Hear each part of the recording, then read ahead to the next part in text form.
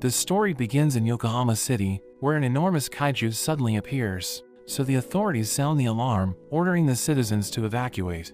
It starts destroying the city, and everyone watches the news, as a helicopter starts blasting the monster, but it doesn't do anything, so everyone starts to get worried.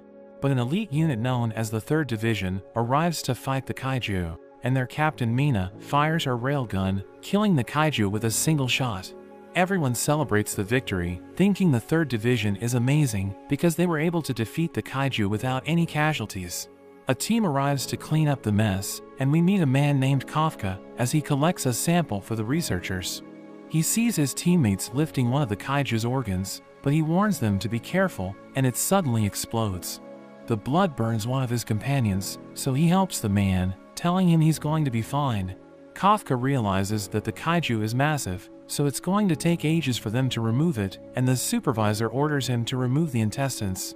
He doesn't want to do it, because it's a disgusting task, but the supervisor tells him he has no choice, and his colleagues wish him luck, knowing the intestines are filled with the kaiju's poop. He throws up upon seeing the intestines, but he knows he needs to do his job, so he cuts through it anyway. Kafka returns home, but he can still smell the kaiju's poop, and he watches the news, realizing that everyone is praising Mina because she has defeated hundreds of kaiju at such a young age. We learn that she's his childhood friend, and he wanted to exterminate kaijus with her, but he's nowhere near her level, so he becomes depressed, wondering how he ended up in his position, but he decides not to think about it, knowing he's helping society by cleaning up the kaiju's remains. The next day, he reports to his office, where he meets his new coworker named Reno, but he says that he plans to join the defense force. Another man named Takuta tells him that Kafka used to have the same dream, but he gave up on it. So Reno thinks he's pathetic, asking him why he gave up, but he explains that he did his best, and he still wasn't accepted into the defense force. Reno doesn't want to end up like him, so he mentions that he will never give up, and he leaves the room, as Kafka realizes that he sounds like a loser. They return to the kaiju, and Reno is assigned to the intestines, so Kafka celebrates, thinking Reno is about to get what he deserves. But the supervisor tells Kafka to work with Reno, so he becomes upset, wondering why he always gets the dirtiest jobs. But the supervisor notes that he has grit, thinking he would have done well in the defense force if he passed the test. During their break, Kafka realizes that Reno has lost his appetite, so he gives him a vitamin pack, telling him to drink it so he doesn't pass out. Kafka adds that he needs to plug his nose, saying he needs to do it to survive, but he refuses, so he forces him to do it, and they start working together, as Kafka helps Reno with his job. Later that day, everyone prepares to go home, but Reno approaches Kafka, thanking him for his help. He can't believe Reno is doing this, and he tells Kafka that it's not too late to join the defense force, because they've raised the age limit for applicants. Reno knows he isn't happy with his life, because he looked sad when he talked about giving up, and Reno tells him to do whatever he wants. But he thanks Reno for giving him hope, realizing that Reno is a good person. But at that moment, a kaiju suddenly appears, and it's about to eat him, but Kafka grabs him, and they manage to survive. Kafka tells him to escape and call for reinforcements once he's safe, but he refuses to leave, so Kafka reminds him about his dream, saying he can't join the defense force if he doesn't survive. So he runs away, and Kafka calls the kaiju, so it starts chasing after him, trying to eat him, but he enters a building and jumps out a window. In a flashback, we see Mina crying, so Kafka approaches her, trying to cheer her up. She explains that she's sad because her cat died, and they stare at the ruins of their city, as they mention that they're going to join the defense force. But he thinks she doesn't have what it takes, and he tells her that he's going to become a better defense force officer, saying they will exterminate the kaijus together. But we return to the present, as the kaiju continues to pursue Kafka, who realizes that he can't escape, so he prepares to fight it. But it crushes his leg, and it's about to eat him. But Reno returns, and he wonders why Reno is doing this, so he explains that he'll never make it in the defense force if he can't even save his colleague. So Kafka realizes he's pathetic, knowing he can't protect anyone, so he doesn't have what it takes to enter the defense force. The kaiju is about to kill them, but a tiger suddenly stops it, as the soldiers open fire, and they blow it to pieces. Mina reports that the target has been destroyed, and she tells her men to follow her, saying they need to check if there are more kaiju in the area. That evening, We see Kafka in a hospital, realizing that Mina is amazing, and he thinks he'll never reach her level. But Reno knows that he wouldn't be alive if Kafka didn't save him, thinking Kafka is amazing, so he needs to consider joining the defense force. He thanks Reno for making him feel better, saying he has decided to apply to the defense force, but he suddenly sees a strange creature, which tells him that it's looking for him, and it suddenly dives into his mouth, causing him to struggle. Reno notices this, so he asks Kafka if he's okay, but Reno is shocked when he sees him. Kafka looks in the mirror, realizing he has turned into a monster, so they both panic, but Kafka explains that he still has control over his body, and another patient sees them, so he calls for help, and they know that Kafka is about to get hunted down, so they decide to run away. We cut to Mina, as she thinks about Kafka, who promised her that he's going to stay by her side, but she calls him a liar, because she's fighting the kaijus without him. She receives a call, and she learns that a kaiju has appeared in the hospital, so she promises to get rid of it. In a flashback, we see Mina laughing at Kafka, thinking he's corny for saying that he will protect her if she's ever scared. He starts to get embarrassed, but she actually thanks him and is happy that they will always be together.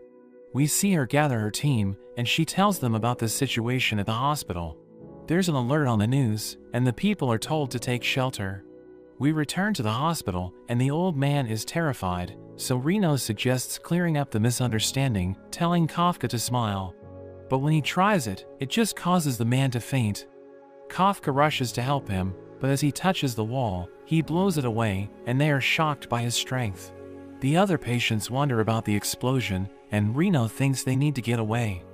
Kafka goes to open the window, but he completely tears it away.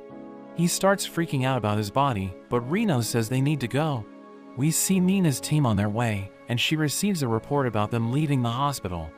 Meanwhile, Reno wonders how Kafka turned into a kaiju, asking if he's really still the same guy. But Kafka says he doesn't know, as we see he has taken on a more monstrous form. He manages to turn back, but notes there's another problem, saying he needs to pee. Reno tells him to hold it in, but Kafka isn't able to control himself, so Reno wonders where the pee will come from, and it comes out of his nipples. Kafka is embarrassed by this, but Reno says they need to keep moving. Kafka wonders if he can still join the defense force like this, but Reno thinks it's impossible, because he's become the thing that the force is defending against, thinking he'll be shot on sight. He becomes devastated, realizing he will never join the defense force, thinking he won't be able to keep his promise with Mina. Reno notices a sealed-off area, thinking it's the perfect place to hide, but Kafka suddenly senses something approaching. We see an explosion, and there's a report of another kaiju, so Mina splits her team up. Reno notes that there will be less people after him, so he thinks it's the perfect distraction for them to hide, but Kafka seems to hesitate. At the site of the explosion, we see a girl crying, as her mother appears to be trapped. She isn't strong enough to lift the debris, and the kaiju suddenly appears. It smashes through the building and prepares to eat them, but Kafka suddenly punches it and completely blows it away, shocking himself with his own strength. He checks on the girl, but she's afraid, so he tries smiling again, but it only makes things worse. He's able to free the mother, but the kaiju suddenly returns. So he tells Reno to get away, and he charges up his full strength. He dodges the kaiju's attack, and delivers a devastating punch, which completely blows it up, causing its blood to rain down. He says it's over, but the girl is still terrified. So he tells her he will go, but as he starts to walk away, she actually thanks him. He's reminded of when Mina thanked him, remembering his promise to stick with her, so he realizes what he needs to do. Reno tells him they should go before anyone else arrives, but he says he's not giving up, saying he needs to go and stand by Mina's side. We see Mina as she arrives on the scene, wondering what happened. She asks the girl about the kaiju, but she's scared when she thinks about it. Mina assures her that they will wipe out all the kaiju, but the girl asks her not to hurt the good kaiju, mentioning how there was a good kaiju that saved her mother. 3 months later, we see the cleaning team watching the news, and learn that Kafka has been given the codename No.Eight. Reno thinks things have gotten out of hand, and we learn Kafka was the first kaiju in history to escape the defense force, so they are all looking for him. The supervisor mentions there's mail for him in Kafka, and we see he passed the test for the defense force. He has a look at Kafka's letter, and we see that he also passed. Reno rushes to deliver the news to Kafka, but he sees him in his kaiju form, so he kicks him. Kafka quickly changes back, and Reno warns him he's still wanted, so he can't just expose himself. Reno gives him the letter, but wonders why he isn't excited, so Kafka mentions it's the second round that he normally fails. We learn that the second round is the practical exam, and Reno wonders how he'll hide his body since there will be officers watching. But Kafka says he will take it regardless, and since he's 32, this is his last chance to make it in. On the day of the exam, we see them arriving at the Defense Force's Tachikawa base. We see other participants arriving, and there's suddenly a girl that calls out to Kafka, calling him old. He freaks out and explains he's only 32, but she tells him his car is in the way. He notes that there are plenty of spots, but the girl mentions that 55 is her lucky number. Kafka thinks about teaching her some manners, but the girl decides to move it herself. She takes off her jacket, revealing a suit, and she lifts their car with only one hand, throwing it to the side. Kafka freaks out about the damage, and Reno wonders who the girl is, so she introduces herself as Kokoro Shinomiya, mentioning that her favorite hobby is killing kaiju, but she suddenly starts smelling Kafka, saying he smells like a kaiju. But Reno defends him, explaining it's because they're disposal workers, so she looks down on them, saying they aren't supposed to be there. But she sees Kafka lifting the car, and she can't believe he has superhuman strength, thinking he's also wearing a suit. He tells her he's going to be taking the exam, telling her to remember his name, and she believes things are about to get interesting, saying she's going to prove that she's better than him. We meet her butler Sabasu, and they head inside. But Reno becomes upset, because Kafka used his powers to lift the car. So he explains that he only transformed his hand, so that no one will notice, but Reno tells him that isn't the issue, advising him not to use his powers, and Kafka agrees to this. They make their way inside, as Kafka notes that this is his last chance to join the Defense Force, so he's determined to give it everything he has. We learn that the second round of the exam has two parts, and they aren't sure if they're going to do well during the aptitude test, so they decide to give the fitness test everything they have. But as the exam begins, we see Kafka struggling, as he notes that his performance is worse than before, so he thinks he got weaker because of his age. Kafka doesn't perform well, so Kokoro mocks him, because he told her to remember his name, but his ranking is terrible, and he's nowhere near her level. So he falls into despair, but Reno admires him for not using his powers, and he explains that he doesn't want to play dirty, knowing everyone is doing their best to pass the exam. But he thinks about his ranking, realizing he could have improved it by using his powers, but Reno explains that there's another reason why he didn't do well. They start talking about the top dogs in the exam, and Reno tells Kafka about the rank 2 candidate, Haru Izumo, revealing that he graduated top of his class from a prestigious university. The rank 3 candidate named Furuhashi also graduated as a valedictorian from his school, and he's known for his incredible strength. The top candidate, Kagura, was invited to become an elite member of Japan's ground force, but he turned down the offer because he wanted to join the Defense Force instead. Reno adds that there are other competent candidates, so he knows the competition is going to be tough. But he mentions that everyone's watching Kokoro, saying she's considered to be a prodigy because she was able to graduate from a prominent university at the age of 16.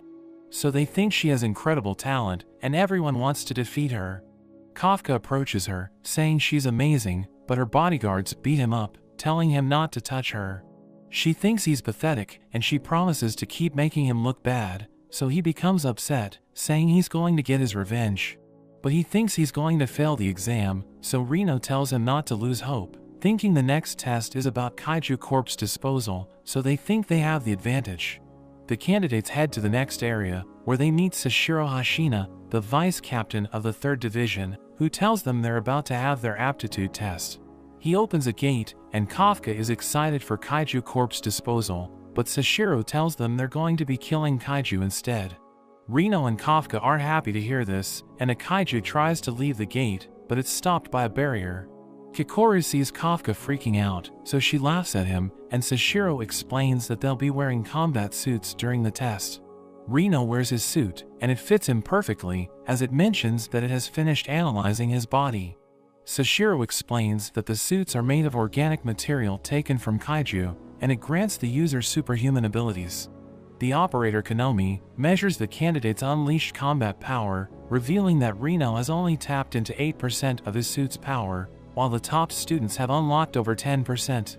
Sashiro mentions that they should be able to reach 20% after they finish training, and Furuhashi appears to be disappointed with his result. But Sashiro finds them interesting, because only talented candidates can unlock 10% of the suit's potential without training. But Konomi reveals that Kikoru has tapped into 46% of the suit's power, recognizing her as the greatest talent in history, because she's already at the level of a platoon leader.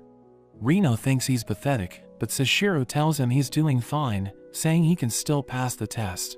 But we see Kafka struggling, as Konomi reveals that his unleashed combat power is 0%, which is the lowest number in history, so Sashiro laughs at him, thinking he's going to fail. He can't believe this is happening, thinking there's something wrong with his suit, but Kikoru knows he's hiding his powers, and she's waiting for him to use it before the exam comes to an end. They prepare for the final test, as Sashiro explains that they need to eliminate the kaiju in the area, saying the drones will be monitoring their actions. He reveals that the suits have shields, which the examiners will activate if a candidate's life is in danger, but he explains that the candidate will be disqualified if this happens. The test begins, and Kikoru starts jumping around the area, shooting down the kaiju in her path. But Kafka struggles to move around, saying his weapon is too heavy because his suit isn't giving him power. Reno wonders what they should do, knowing they aren't strong enough to defeat the kaiju, but Sashiro reveals that Mina is watching them. So Kafka remembers his promise to her, and he recalls that this is his last chance to join the defense force, so he's determined to succeed. He thinks there are drones in the area, because the examiners want to see how the candidates will adapt to difficult situations. So Reno realizes that they don't need to kill the kaiju themselves, and they decide to do their part by supporting the others. They see Haru's group fighting a kaiju, and they're struggling against its armor, but Kafka knows its weakness because he disposed of its body in the past. So he throws a bomb, and it stuns the kaiju, as he explains that it has incredibly good hearing, so the explosion overwhelmed its senses. He tells Haru to aim for its stomach, so he follows Kafka's instructions, and their bullets are able to penetrate it, causing the kaiju to explode. He thanks Kafka for his help, and he starts looking for another kaiju, thinking he can pass the exam without using his powers. But a kaiju suddenly attacks him, sending him crashing against a wall, and the examiners note that he's injured, thinking he can't continue fighting. So they prepare to activate his shield, but he refuses to give up, knowing Mina is watching him. The kaiju is about to eat him, but it suddenly gets blown into pieces, as Kikoru arrives, telling him she can clear the area alone, so he can just stay on the ground, calling him a loser. The top dogs realize she's going after the main target, and they're determined to eliminate it before she does. But they realize that she's stronger than them, thinking it's because of her unleashed combat power. Kafka struggles to get back up, realizing his leg is broken, and Sashiro calls him, advising him to drop out, because he's too injured to continue fighting. So he wonders if it's time to quit, knowing he has no talent whatsoever, so he thinks he's going to fail. But he still refuses to give up, because he doesn't want to abandon his dream, and the examiners are surprised, as he starts tapping into his suit's powers. He manages to get back up, so Sashiro agrees to let him continue. Kafka still struggles, and he worries about holding Reno back, but Reno is determined to stick together. We see Reno carrying him, and Sashiro laughs while watching them. They try to catch up with Kikoru, and Reno tells Kafka to handle the attack. Meanwhile, we see Kikoru easily taking out the kaiju, and she's so fast that no one can even help her. She reaches the Hanju, the final target, and she throws a grenade to stun it. She then jumps between its teeth, and finishes it with a single shot. The kaiju falls, so the test comes to an end, as the drones are recalled, and Kafka can't believe Kikoru killed it so quickly. Mina is impressed by her strength, and Sashiro notes that she cleared the test so quickly that no one else dropped out, and we learn that Kikoru is the daughter of the director. Kikoru hopes she made her father proud, and she prepares to go and laugh at Kafka again, but there's another kaiju that appears, and she suddenly gets shot. Meanwhile, Kafka wonders about their result, but the destroyed kaiju suddenly get back up. We see Kikoru stopping her bleeding, and the kaiju is surprised she can still move, but Kikoru is shocked to hear it talking. She tries to shoot it, but the kaiju fires first. The examiners hear her screaming, and they detect her abnormal vitals. Sashiro wonders what's going on, and they also see the revived kaiju. Konomi notes that they have gotten even stronger, and the Hanju is given a fortitude rating of 6.4. Sashiro thinks it would take a whole platoon to take it down, and Mina orders for all the remote shields to be activated, telling Sashiro they need to head out. The examinees are told to evacuate, but Kikoru thinks she can't run, because if the Hanju isn't dealt with, many people will die. She manages to close her wounds thanks to her suit, and she prepares to keep fighting, thinking she needs to be perfect, but the Hanju instantly smashes her. In a flashback, we see her with her friend Risa, who is happy for her because she got the top score, but Risa's father picks her up, and Kikoru is left alone. Tsubasa joins her, mentioning her father will be home today, and he thinks he will be happy with how she did. Kikoru is excited, but when she gets home, her father doesn't care about her score, thinking it should be normal for her to be at the top. He tells her that celebrating a single success only leads to failure, and he says she needs to be perfect for the sake of their nation's future. She remembers her father's words and continues to fight, but the Hanju keeps hitting her. She tries to stand back up, but the Hanju suddenly grows horns, and Konomi is surprised to see it regenerated its offensive uni-organ. It begins charging up an attack, and Sashiro wonders if they'll make it in time. Kikoru thinks it's over for her, and she apologizes to her father that she couldn't be perfect. The Hanju prepares to finish her, but Kafka suddenly appears, telling her she did a good job. She wonders what he's doing there, and there's a huge explosion, but we see that Kafka blocked it, and he transforms into his kaiju form in front of her, saying he will handle the rest. Meanwhile, we see everyone else evacuating, and Kagura shoots a flare to help guide everyone.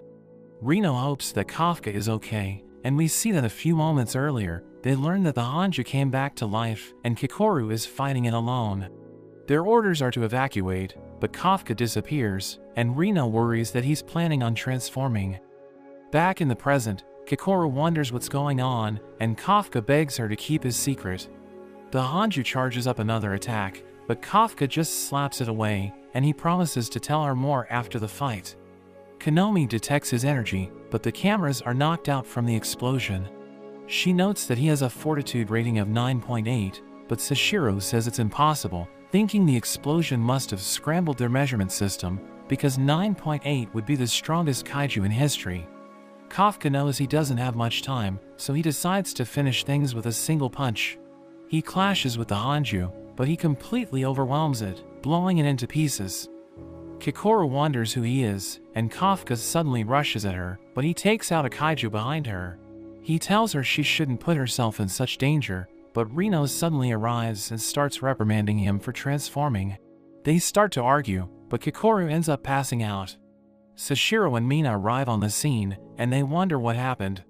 They get a report that Kafka and the others made it to the shelter, but Sashiro thinks Kikoru isn't strong enough to be responsible for this. Sashiro is reminded of the previous incident 3 months ago, so he wonders if they're related. We see Kafka in the hospital, and Rino notes that Kikoru's condition is also looking good, mentioning that she's getting the best treatment. Kafka gets jealous of this, but Mina suddenly visits them, and she thanks them for saving Kikoru. She leaves after this, and Kafka wants to call after her, but decides to wait until he becomes an officer. Kikoru wakes up, and she's visited by Sashiro. He tells her that everyone survived, and he thanks her for dealing with the Hanju. She thinks about Kafka saving her, and she decides to keep his secret. The incident is reported on the news, and the mysterious kaiju is surprised there were no casualties. He suddenly gets a call, telling him his break is over, and we see him transforming into a man. As he leaves the toilet, we learn that he's the newest member of the cleaning squad. Kafka is released from the hospital, and he returns to work, but he's freaking out, because he isn't sure if he's going to pass the exam. He starts blaming Rino for his poor performance, but their boss appears, saying they both received letters, and Kafka opens it, realizing it's the exam results. We see the successful candidates gathering in a hall, but the top dogs realize that Kafka isn't there, thinking he must have failed. Kikoru joins them, and we learn that she obtained the top score, so she's going to be handling the oath. Furuhashi asks Rino about Kafka, and he's about to answer the question, but the ceremony suddenly begins, as Mina enters the hall. Kikoru is ordered to speak on behalf of the class, and Mina announces that there are 27 successful candidates, saying they're now considered as officers in the defense force. Kikoru promises to fulfill her duties to the best of her abilities, and Mina thanks her for saving everyone during the exam. But she knows that Kafka was the one who did it, and she wonders why he isn't in the ceremony, thinking he deserves to pass. She's curious about his powers, so she wants to see him again, and at that moment, Kafka suddenly joins them, surprising everyone. We learn that during the deliberation, the officials talked about Kafka's result, thinking he has no potential whatsoever, so they considered failing him. But Sashiro decides to accept him into his platoon, because he was able to support the other candidates during actual combat. Mina explains that he isn't included in the ceremony, because he's going to be enrolled as a cadet, but Kikoru is happy that he was able to enter the defense force. Mina is glad that they all volunteered for the defense force, but she explains that the kaiju are getting stronger, so she warns them that their missions are going to be dangerous. She's certain that there are going to be casualties, but she promises to do her best to help them, telling them to believe in her. Kafka tells her that he's going to be standing next to her, but everyone's shocked by his behavior, thinking he's insane. She tells him he's disrespectful, so she decides to punish him, telling him to do 100 push-ups, and Sashiro laughs, telling her to go easy on him. But she walks away, and Sashiro notes that she's smiling as Kafka starts doing the push-ups. Sashiro suspects that he's connected to the kaiju that was rated 9.8 because his vitals disappeared when it was detected. So Sashiro thinks he's hiding something, so he decides to monitor him. Kafka struggles to complete his push-ups, and he barely manages to get 100 as everyone celebrates, but Kikoru interrupts them, telling him she wants to talk to him. They head to a diner, where Kafka tells Kikoru how he got his powers, and she can't believe this is possible.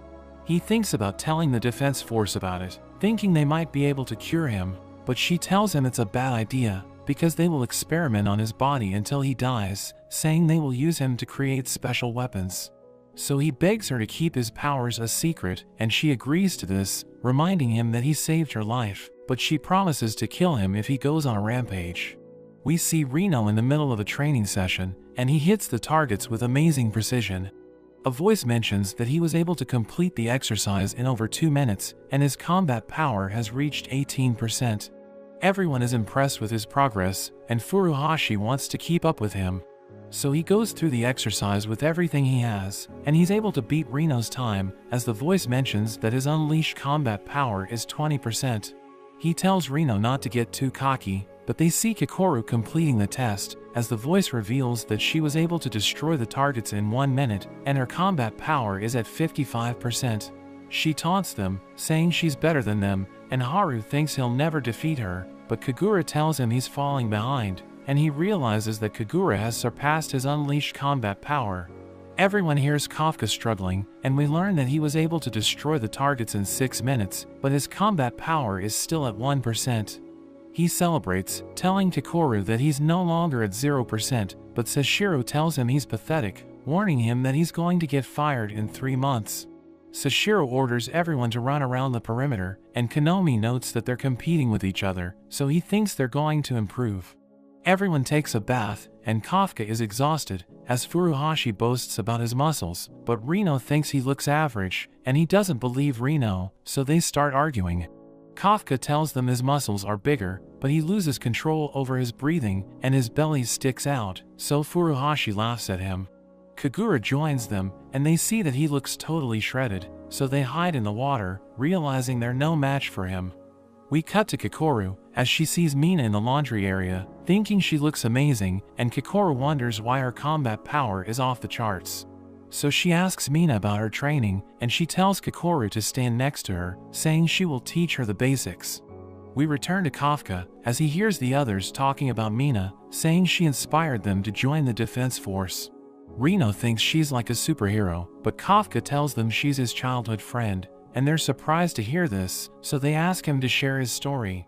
They continue training together, as Kafka struggles to keep up with the others, and one evening, we see Kafka staying up late, thinking he needs to study harder. Sashiro joins him, telling him to go to sleep, but he explains that he doesn't want to get fired, and Sashiro knows that he's doing this for Mina because he heard them talking in the bath.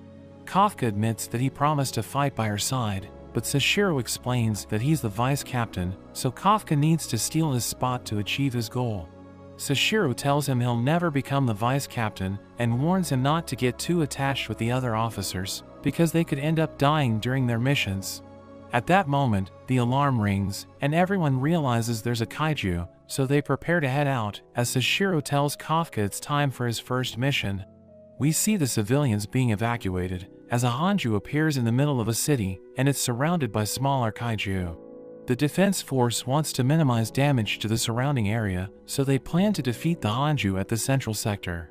Mina volunteers to get rid of it, saying she will destroy it from a distance, and she wishes everyone luck.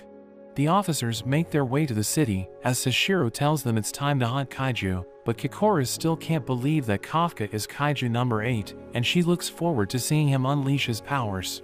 Japan's ground force prepares to fire their artillery, as Sashiro's platoon sees the Hanju. He tells them that Mina will deal with it, and they just need to focus on eliminating the smaller kaiju, which are being spawned by the Hanju, because they might escape from the area. He orders everyone to prepare for battle, and they get fired up, as Sashiro tells them to have fun. Kafka knows that he needs to prove himself, because he could end up getting fired if he doesn't perform well, but he tells Reno that he's excited for the mission. A group of kaiju appears, and Kikoru charges in with the others, but Kafka slowly climbs down the building. A helicopter arrives, and we learn that Mina has reached the sniping spot, as Konomi tells the ground force to lure the Hanju to the central sector. So they open fire, launching several rockets at the Hanju, but it has no effect, and it starts moving forward.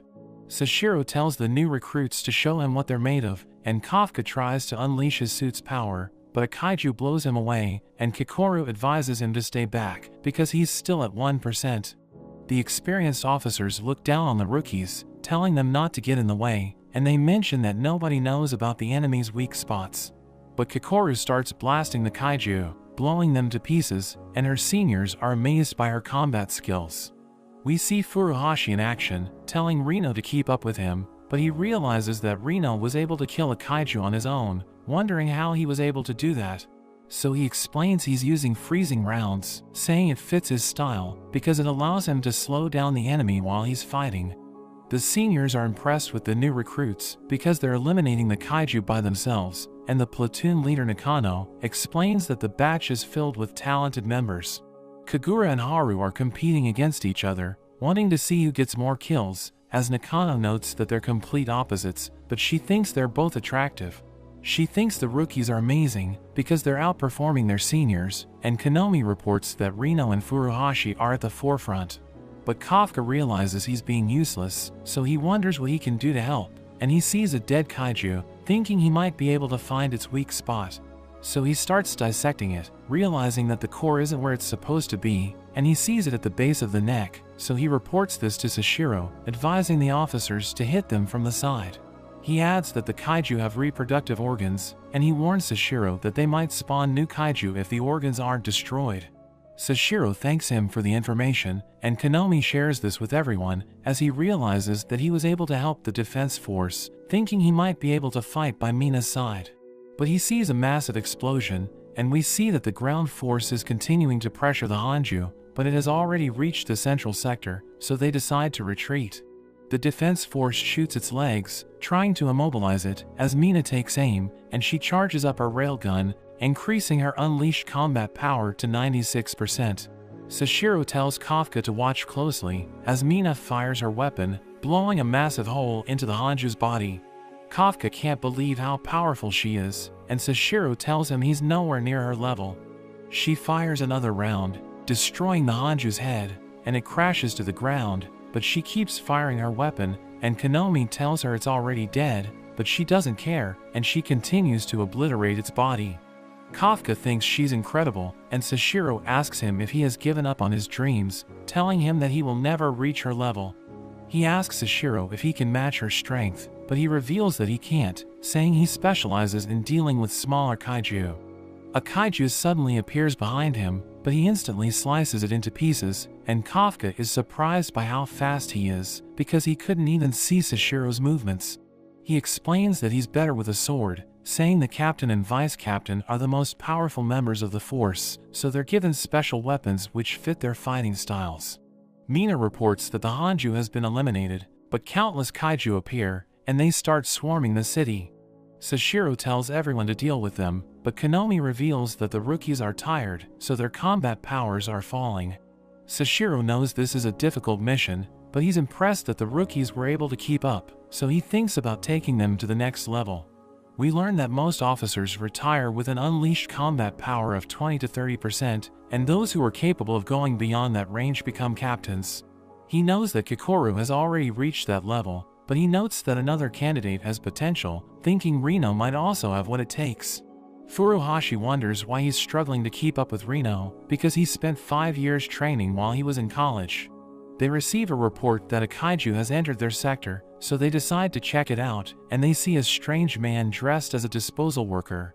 Furuhashi tells him to evacuate, but he reveals that he was the one who loaded the kaiju with reproductive organs, wondering how the defense force found out about it. We see a cleaning squad watching the incident, but their boss asks them about the new member of their team, and they realize he's gone, so they decide to look for him. The man shoots Furuhashi, blowing a hole into his chest, but the man notes that he missed the heart, thinking he isn't accurate while in his current form. So he reveals his true form, and they realize he's the kaiju that defeated Kikoru, so Reno tries to call for reinforcements, but he realizes that his communicator is malfunctioning. The kaiju reveals that they're in his domain, which is completely hidden from the outside world, telling them they won't be able to contact their comrades. He attacks Reno, hitting his leg, but the kaiju wonders why he isn't hitting his target, realizing that Reno can predict his movements. We learn that Kikoru warned Reno about the kaiju, telling him to watch its fingers, because it moves whenever he prepares to attack. The kaiju fires another projectile, but Reno dodges it, and he shoots the kaiju, telling Furuhashi to retreat and call for backup. He refuses to obey, but Reno begs him to do it, so he runs away, as Reno reveals that he's afraid, knowing he doesn't stand a chance. But he wants to be like Kafka, who is willing to sacrifice his life to save others, and he charges in, planning to buy time for Furuhashi to escape. We see Furuhashi running away, but he starts hating himself, realizing that he's been stuck at 20% combat power for 2 weeks. We learn that Mina saved him when he was young, and he wants to be as strong as her, but he can't even defeat Reno, who was able to surpass him like it's nothing. Reno continues to charge in, but the kaiju appears in front of him, preparing to finish him off, but Furuhashi saves him just in time. We learn that Furuhashi feels pathetic, because he always needs to be saved by someone else, and he tells Reno that he doesn't need to be saved. Reno asks him why he didn't escape, and the kaiju reveals that they can never leave his domain without his permission. So Furuhashi decides to fight with Reno, saying he will try to create an opening for him. Reno charges in, as Furuhashi stuns the kaiju with a conductor round, and Reno unleashes his maximum combat power as he opens fire on the kaiju. But the kaiju uses a wall of corpses to defend himself, and he launches a counterattack, hitting Reno repeatedly. We cut to Sashiro, as he receives a report, which mentions that they've lost contact with Reno and Furuhashi. So Kafka realizes they're in trouble, and he sees something moving in a kaiju's corpse, as Kikoru approaches him, telling him that the mysterious kaiju is in the area. Reno collapses, as Furuhashi tries to save him, but the kaiju knocks him down. He starts torturing Reno, as Furuhashi reaches out to his rifle, thinking Reno has the potential to become a captain, and he doesn't want Reno to die, so he's willing to risk his life to save him.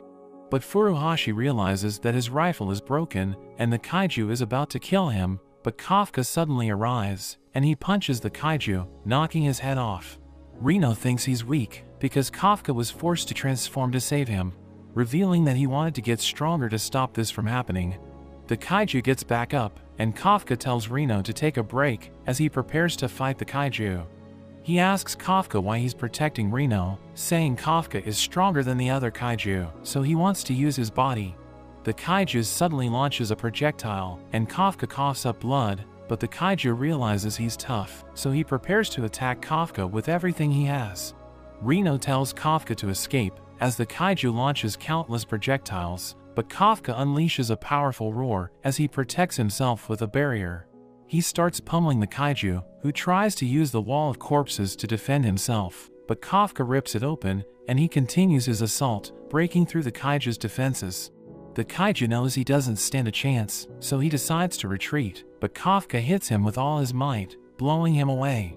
We see that the kaiju's core has been exposed, and Kafka is about to finish him off, but two officers see him, and they report that they have spotted Kaiju No.Eight. We see Kikoru fighting a kaiju, but she struggles against it, because she's already exhausted. She manages to slice it in half, but she thinks about Kafka, wondering where he is. We learn that she was with Kafka before he left to rescue Reno, and he told her that he can sense the humanoid kaiju, so he transformed into his kaiju form, telling her to take care of everything while he's gone. But she hears the report from the officers that spotted him, so she becomes worried, realizing Kafka is in trouble, as Sashiro gives the order to neutralize him. The kaiju recovers, and he manages to escape, realizing that his domain has been destroyed. But he now knows how Kafka fights, so he thinks he'll be able to defeat him in the future. He tries to kill the officers, but Kafka shields them, and the kaiju tells him that they'll meet again, as he disappears. Kafka jumps away, knowing he needs to escape from the defense force. So he hides in an alley, but Sashiro finds him there, and he reports that he has made contact with Kaiju No.Eight. He tries to attack Kafka, but he manages to evade, realizing that he can barely keep up with Sashiro's movements. Sashiro realizes he's a worthy opponent, so he removes his limiter, and his unleashed combat power reaches 92% as he prepares to fight with his full power. Kafka worries about hurting him, but he suddenly gets slashed. He struggles to keep up with his speed, and he realizes Sashiro is on a completely different level. His arm gets cut off, and his core is revealed, but he manages to regenerate himself. He notes that regeneration uses up a lot of his stamina, so he knows he can't take too many hits like that. He tries to fight back, and Sashiro recognizes him as a Daikaiju.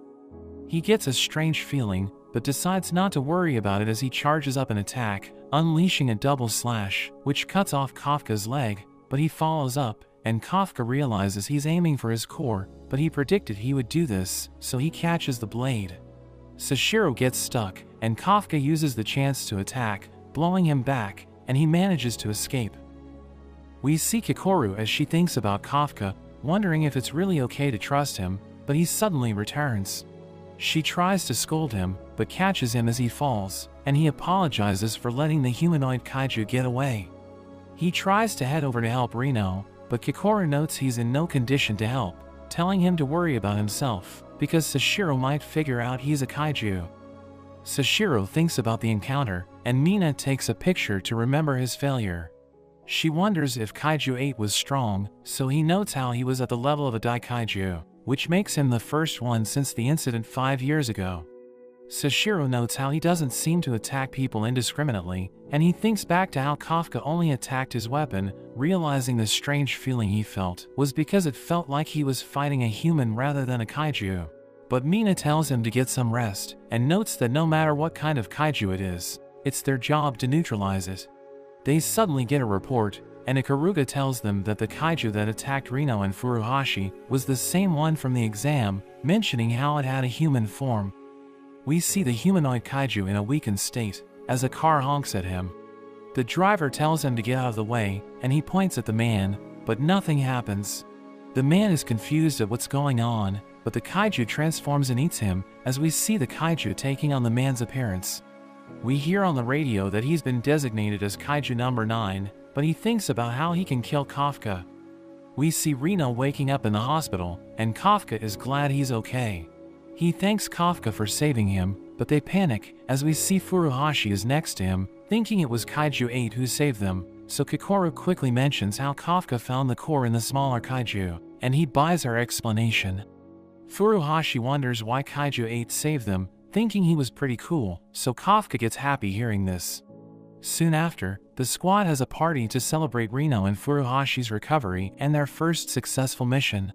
The chef reveals they'll be having the best wagyu, and they can't believe it, but the chef notes that Haru must be served the finest food, so Kafka wonders who he is, and we learn he's the heir of the Izumo Technology Group, who are the largest manufacturer of anti-kaiju equipment, and Kafka is amazed that they make the suits that they use.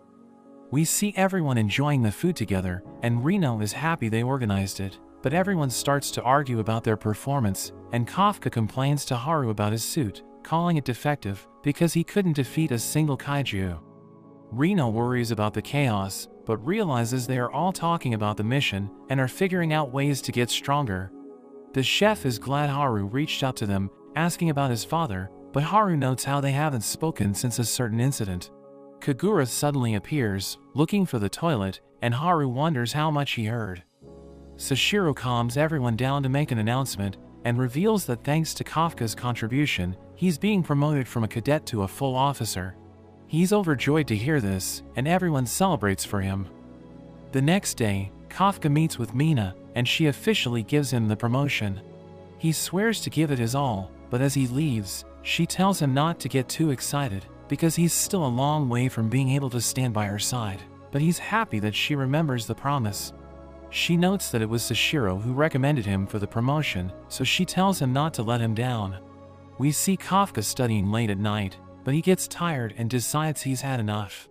As he heads back to his room, he sees the training room open, so he wonders who left the light on, but he sees Sashiro training, and he realizes he's mentally recreating their fight. Sashiro notices him, and Kafka asks what he's doing, so he reveals he's working on how to defeat Kaiju-8, and Kafka is terrified listening to him.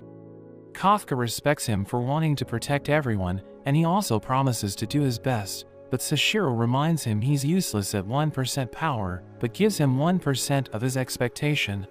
He tells him to get some rest, but we see that in the skies above, there's another mysterious kaiju. We see Kafka thinking about Sashiro, and he's determined not to let him down. He's about to return to his room, but he suddenly sees fireballs raining from the sky, and they crash into the buildings, causing widespread destruction. Sashiro feels the ground shaking, so he asks the operation room what's going on, and Konomi tells him that multiple Fortitude 6 kaiju are attacking the base, saying they all belong to the Hanju class. So he prepares for battle, and he reminds everyone that Mina is away, so he's going to take over, telling them to eliminate the kaiju. But he notes that there are no reports of damage from outside the base, and he finds this strange, realizing they aren't behaving like normal kaiju. Meanwhile, Kafka notes that they're being attacked by wyvern-type kaiju, but he can't believe they're working together, and he realizes that something's wrong. So he decides to call Sashiro, telling him that wyvern-type kaiju are always alone, and Sashiro believes a leader is controlling them. A humanoid kaiju approaches Sashiro, asking him if he's the strongest human at the base, and he confirms this, so the kaiju prepares to fight him, calling him his prey. Konomi warns Sashiro that the kaiju is at Fortitude 8.3, so he's extremely powerful, but Sashiro tells everyone he's going to deal with him. The kaiju suddenly attacks him, and he tries to crush Sashiro, smashing the ground, and destroying everything around him. But we see that Sashiro was able to evade, and the kaiju finds him interesting, so he prepares to fight seriously. He lets out a loud noise, and the other kaiju respond to him, so Sashiro realizes he's the one controlling them. The kaiju tries to kill him, and he manages to evade, but he notes that the kaiju is incredibly strong, thinking he's going to die if he gets hit. He continues to avoid the attacks, and he strikes back, but it has no effect, as he realizes that the kaiju's skin is too tough. We see the other officers shooting the wyvern-type kaiju, but they're struggling to defeat it, because their bullets can't pierce through its armor. So Kafka advises them to attack the kaiju from behind, saying it's their weak point. Kagura and Haru encounter a kaiju, and Kagura distracts it, as Haru prepares to shoot its back, but another one suddenly appears, so Haru falls back, as he realizes that the kaiju are working together. So the officers wonder how they can defeat the kaiju, because they're protecting each other's backs. But Kokoro suddenly appears, and she attacks a kaiju head-on, killing it in one hit, as she reveals that her new weapon can smash through its armor. We learn that the 3rd Division gave it to her, because she's the 3rd strongest officer in the division, and the kaiju are becoming an even greater threat, so they have decided to treat her as part of the main force. But Kokoro mentions that she doesn't like her weapon, because she thinks it doesn't suit her. A kaiju tries to blast her, but she leaps forward, as she recalls how Sashiro told her that her weapon can be activated to generate shockwaves. So she decides to try it, creating a shockwave which pushes it forward, as she strikes the kaiju with even more power, killing it in an instant. Another kaiju appears, so she charges in, and she takes a swing as she activates her weapon again, blowing a hole into its body. She sees another one attacking from above, but Reno shoots it with his freezing rounds, causing it to crash into the ground, and she delivers the finishing blow. She tells Reno to work with her, and he agrees to this, but Kagura and Haru don't want to get left behind, so they decide to do their part. We return to Sashiro as the kaiju continues to pursue him. He notes that the kaiju is enjoying the fight, and he orders Konomi to open the gate, allowing them to enter the training grounds.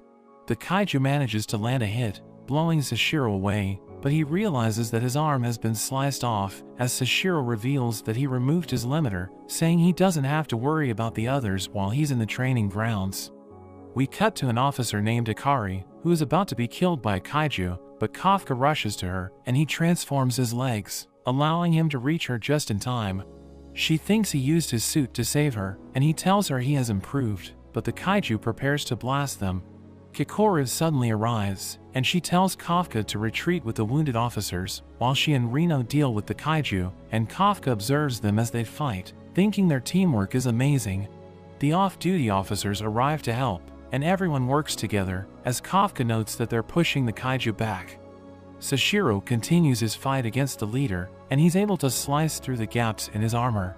So the kaiju protects himself, thinking Sashiro is becoming predictable, but he suddenly cuts through his armor, slicing him into pieces, as he realizes that Sashiro aimed for the gaps as a diversion.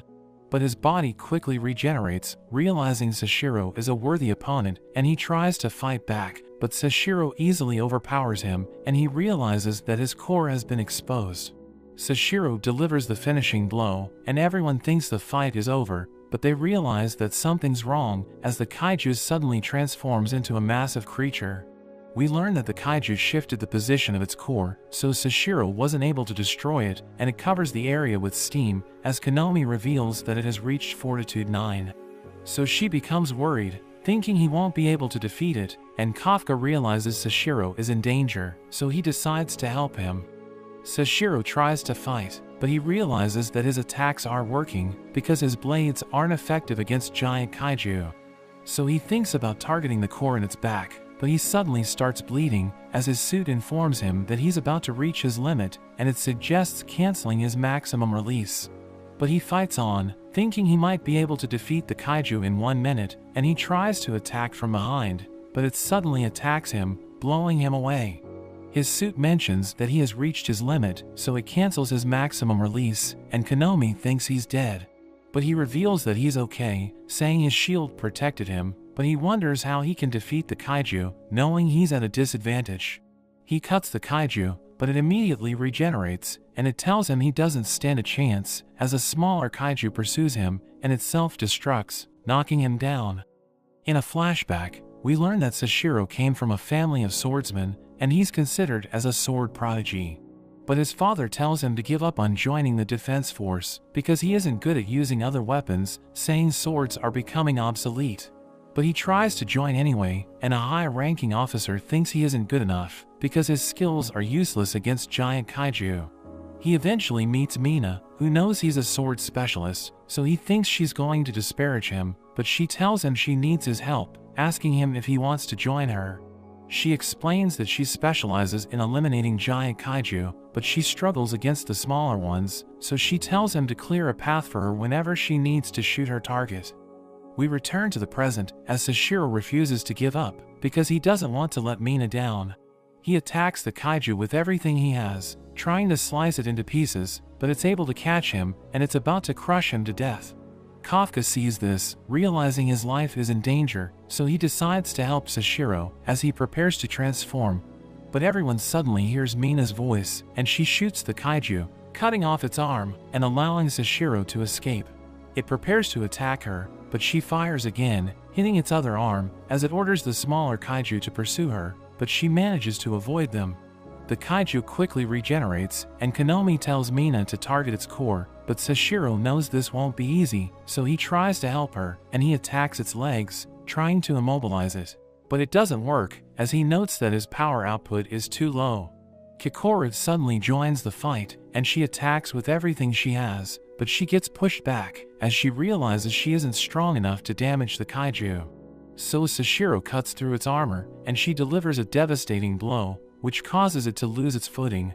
Kikora realizes she has reached her limit, but she's able to create an opening for Mina, who blows a hole into the kaiju's back, exposing its core. But Konomi tells her she has one bullet left, and the smaller kaiju try to stop her, but the other officers arrive, shooting them down. The kaiju is about to recover, so Sashiro keeps attacking it, knowing he has to stop it from regenerating. He knows he isn't strong enough to defeat it, so the only thing he can do is create an opening for Mina, but he realizes he's about to get eaten. Mina is glad that she chose him as her vice captain, and she removes her limiter as her combat power reaches 96%, and she fires her last bullet, blowing the kaiju into pieces. So everyone celebrates, and Kafka watches Sashiro from a distance, thinking he's amazing. Mina tells him to rest, knowing he has reached his limit, but the other officers know she's also exhausted, so they tell her to leave the smaller kaiju to them.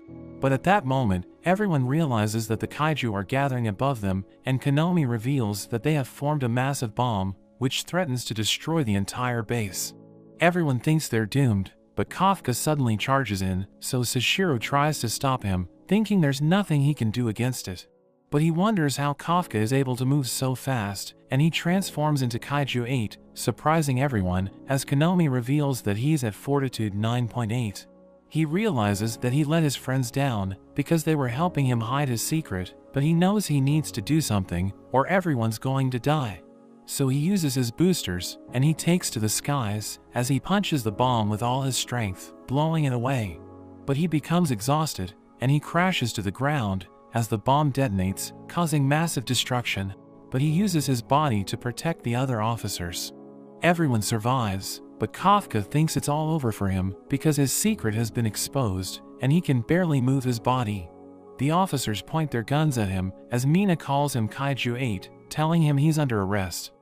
We see the higher-ups watching the incident, and they can't believe there was a kaiju in the defense force. They discuss what to do with him, and the Director General, Isao Shinomiya, decides to bring him in, saying he will order the 3rd Division to hand him over. We see Kafka in a detention facility, where he wonders what's going to happen to him, and he recalls how Kikora told him that his body might be used to create a special weapon. Mina and Sashiro join him, telling him they'll be transporting him to the headquarters, so they release him and escort him outside. He thinks they hate him because he kept his powers a secret from them, and they walk past the other officers, as Kafka notices Reno, thinking he's upset because he tried to protect his secret. Kafka is about to enter the transport, thinking it's all over for him, but Reno suddenly calls him, saying he'll wait for him to return. The transport prepares to head off, as Mina reveals that there are no cameras there, and she reveals that she's grateful for his actions, because he saved everyone without hesitation. So she explains that she will help him prove that he's human, and report all the good deeds he has done as an officer, thinking the defense force will release him if they don't see him as a threat. She reveals that the 3rd Division doesn't consider him as their enemy, but she says it's time to leave, so she tells him he's about to be transferred to another base. But he asks her if he can still try to stand by her side, and she tells him she'll be waiting for him, so he starts crying as the convoy heads off. Days later, Kafka's friends think about him, and Furuhashi still can't believe he's Kaiju-8 because he was always so cheerful. Akari tells them he saved her life, thinking he's a great person, but Kagura explains that they don't get to decide what happens to him, saying it's up to the Neutralization Bureau. Haru thinks the world will panic if they learn about Kafka, because they might suspect their neighbors if they discover that humans can transform into kaiju. Konomi visits Mina, who asks her if she can fix the documents, and she realizes it's Kafka's records, so she agrees to do it. Sashiro's subordinate asks him about Kafka, and he explains that he wants him to return, because he wants to fight him again, knowing he held back during their last fight. Kikoru visits Isao's office, and we learn that he's her father, but she asks him to spare Kafka, because he saved her life. But Isao calls her a fool, and he shows her an X-ray report, which reveals that Kafka has a core in his body. So Isao thinks he isn't human, saying he's no different from the kaiju that killed her mother, but she explains that she still believes in him. We see Kafka in a maximum security prison, where the scientists monitor his condition. But he thinks about his friends, thinking he owes them an explanation, so he wants to see them again. The boys report to Mina, who tells them their base was destroyed during the last attack, so it's no longer a good place to train new recruits. She explains that the kaiju are getting stronger, and the higher-ups are concerned, thinking they're becoming an even greater threat. So she mentions that they need to be prepared, and she tells the boys they will be training with the most talented rookies from other divisions. Haru thinks the higher-ups are doing this to monitor the officers who were close to Kafka, but she denies this, saying he has nothing to do with this. Furuhashi tells her he wants to stay with the 3rd Division, but Reno agrees to train with the other rookies, and Furuhashi tells him they're going to get split up, but he doesn't seem to care. Moments later, Haru is about to call his father when he hears Kagura on the phone, and he mentions that he wants to save someone, so he asks for help. He realizes that Haru was listening to him, and Haru becomes curious, so Kagura tells him that he was talking to his old commander in Japan's ground force. Haru can't believe he's doing this to help Kafka, so he explains that he doesn't want to lose him because he considers him as their comrade. We return to Kafka as he thinks about what Mina said, thinking everything's going to be fine once he proves that he's human. Isao suddenly appears, and he tells his subordinates to release Kafka. They warn him that it's too dangerous, but he explains that Kafka can easily break the restraints if he wanted to, so they let him go.